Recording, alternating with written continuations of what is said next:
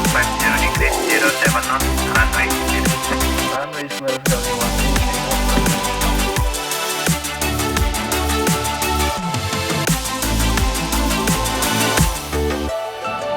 Pak Ajis, boleh dijelasin nggak Pak teknis bandaranya, dari rutenya, dari bandaranya ini dibangunnya spesifikasinya berapa, terus terminalnya kenapa dibuat terminalnya seperti itu dan runway yang seperti itu gimana Pak?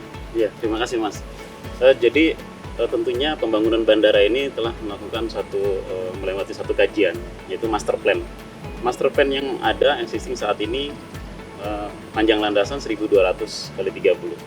Jadi Bandara Tambelan saat ini panjang landasannya 1.200 kali 30. Jadi sudah ultimate. Nah, sudah ultimate.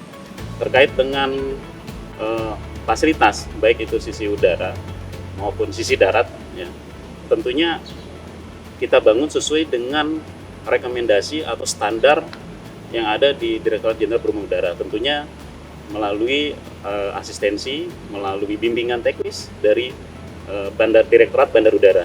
Nah, tentunya di lapangan kita menyesuaikan dengan lokasi, di mana Bandar Udara Tambelan ini di tengah pulau dan memiliki angin yang cukup kuat, yang rata-rata di atas 10 knot, ya 10 sampai 15 knot, sehingga bangunan di sana mudah terkena angin dan mudah rusak, sehingga kita memikirkan desain yang streamline lah. Masyarakat Tambelan itu kemarin dari berapa Pak pegawainya di sana? Ada 20 orang. 20 orang ya? Dan dari PNS-nya hanya Satu orang saja. Satu orang saja. Ya, Satu orang. Pak Ajis ya.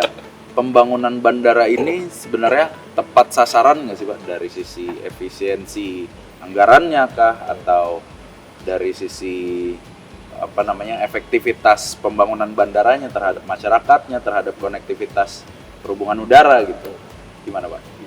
Tentunya tadi sampaikan Pak Ajis terkait kajian-kajian, terus asistensi, penetapan lokasi dan sebagainya, tentunya ada manfaat yang nantinya akan harus dirasakan masyarakat, kan begitu. Dari sisi anggaran pun kami juga membangun dari sisi bisa tidak hanya menggelontorkan anggaran besar, tapi harus tepat sasaran. Artinya kebutuhan masyarakat di sini seperti apa?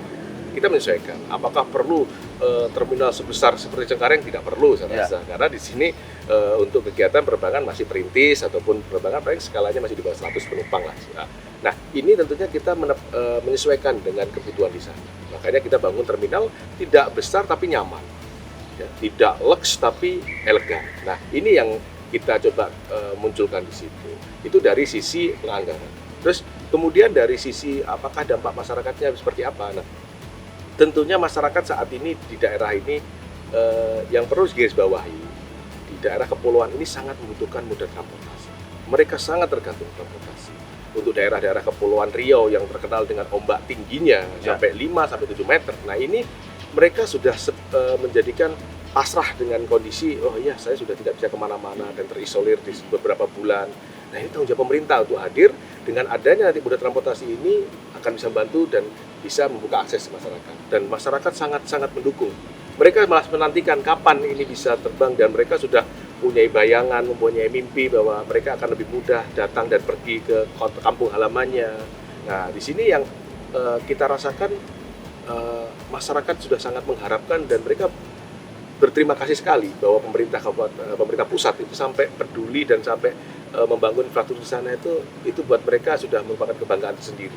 Tidak banyak yang harus kita berikan ke mereka karena mereka hanya butuh moda transportasi sebagai akses. Nah, itu tugas Kementerian Perhubungan sebagai jembatan udara untuk menyambung pulau-pulau yang ada di luar sana.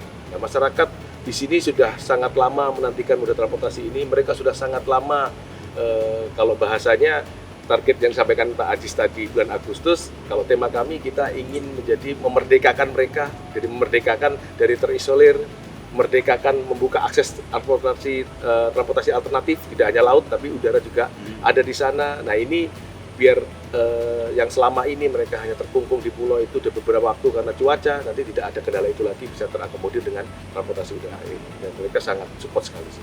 Itu termasuk harapan Bapak ya Pak ya? Iya. Membuka konektivitas, membuka katerisolir yang Iya. masyarakatnya itu sendiri. Mungkin itu aja, cukup ya Pak ya. Siap, terima kasih. Kita sudah berbincang-bincang dengan Kepala Bandara Dabo Singkep dan Kepala Satuan Pelaksana Bandara Tambelan. Sekian, sampai jumpa di bincang-bincang aviasi berikutnya.